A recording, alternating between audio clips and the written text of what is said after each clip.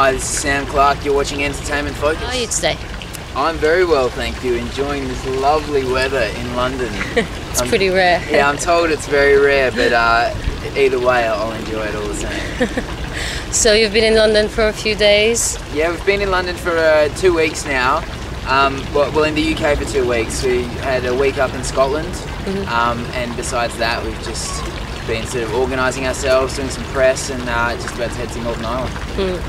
And I think you're promoting your single Devastated. Yes, over here to promote my first proper release in the UK, Devastated. We're doing a double A-side release with another song that I covered for the show Neighbours called Suddenly, which is a song that was used years and years ago in Scott and Charlene's wedding, the Kylie and Jason wedding that is so iconically Neighbours. So we were sort of trying to mirror that wedding with my own wedding to my on-screen girlfriend, and we're lucky enough to put the song in as well. I think it's going to be the 6,000th episode as well. It's insane, isn't it? It is. I can't believe any show can run for 25 years, especially to then have 6,000 episodes as well. Is phenomenal. So I feel very privileged to actually be part of something that's run for that long. Yeah. So Neighbours is pretty famous for all its actors that have made the transition to singers. I think you've done music since an early age anyway. Yeah. So how did you make the transition to music? Did you want to do that transition, or were you encouraged to do it? Well, no, music's always been what I've wanted to do. Since I was 15 years of age, I started to play guitar, I started to sing, I started to songwrite, and from there I realised that that's what I wanted to do with my life. So I've been working towards that since that age, and never really knowing whether it was going to be a viable career option, you know, just hoping that I could continue to play and that would continue to make me happy, and it still does. And now I'm lucky enough to be, you know, releasing music, had some success in Australia, and hoping to further that success by having a similar success in the UK. Yeah, your first single, I think, Broken, was #1 in Australia. Yeah, and Devastated has also just reached the #1. Wow, congratulations! Over there as well on the back of the tour there. So very stoked to have that, and to be bringing, I suppose, you know, a success story over the UK to then release my music off, as opposed to just coming over here willy-nilly. We know that it works now, so now it's just hoping that the UK fans like it as well. Are those old tracks or are they new tracks that you write? On the album that just came out in Australia, Take Me Home, there's 10 tracks on there. The recording process for that started over 1.5 years ago, and it was one of the longest experiences of my life, simply because of the time that I had to spend out at Neighbours. Just shooting, I didn't have time to promote my music and record and write, and so it started such a long time ago for me. But there's songs on there that are only a couple of months old as well, because we only finished the album you know, a couple of months ago. So it's got, you know, a little bit of old, mainly more new, and Devastated is one of the newer tracks. Devastated's about 9 months old, and was written to suit the show as well as obviously myself. Yeah, just hoping that everyone likes it. So the video is quite funny, but the title obviously not so funny. What's the song actually about? Well, the song is a love song.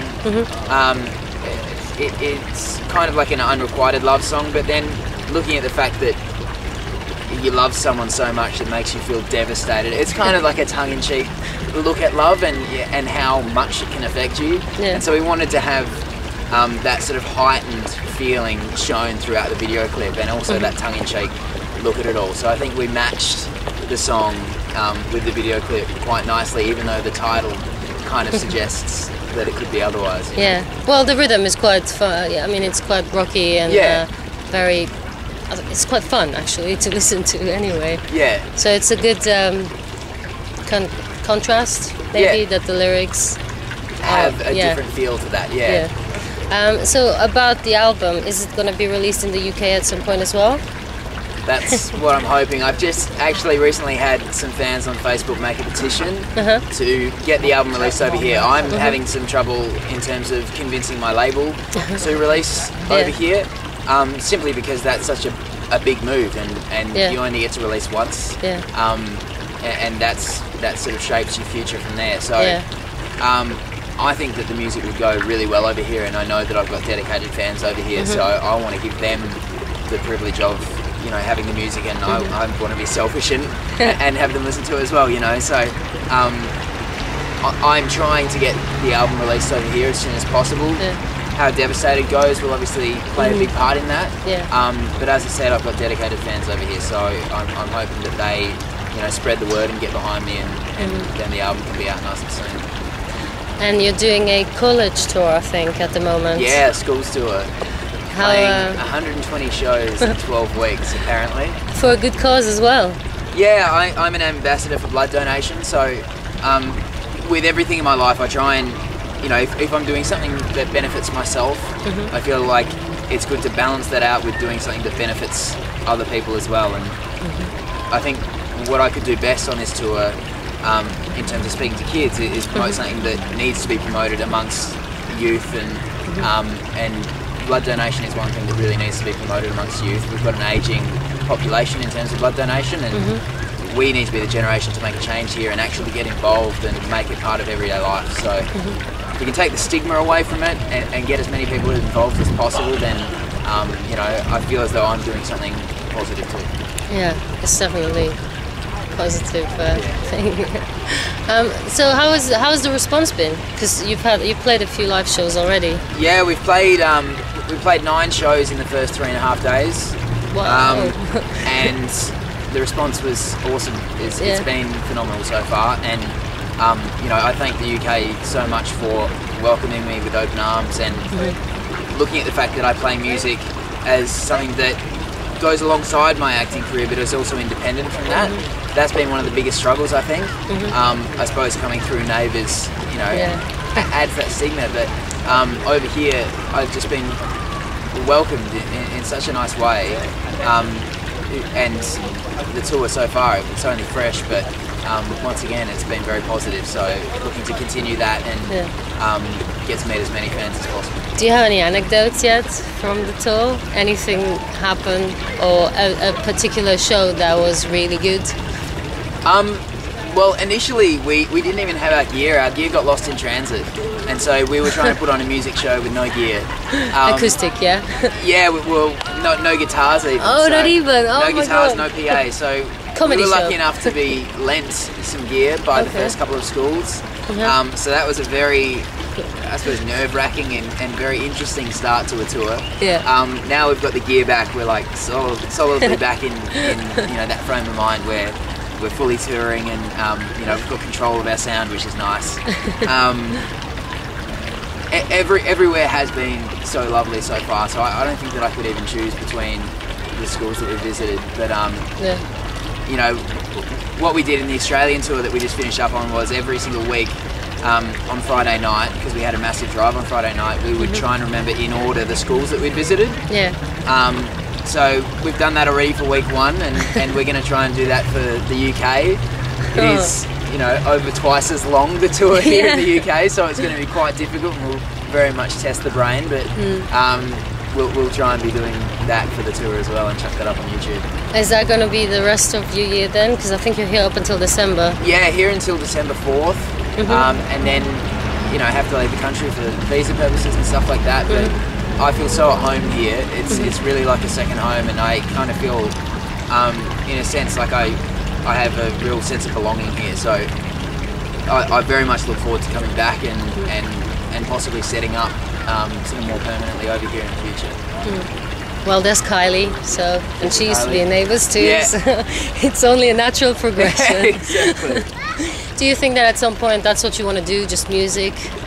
Well, that's what I am doing at the moment, but I don't think that I can choose between my music and my acting at this stage of my life. I love both of them so much.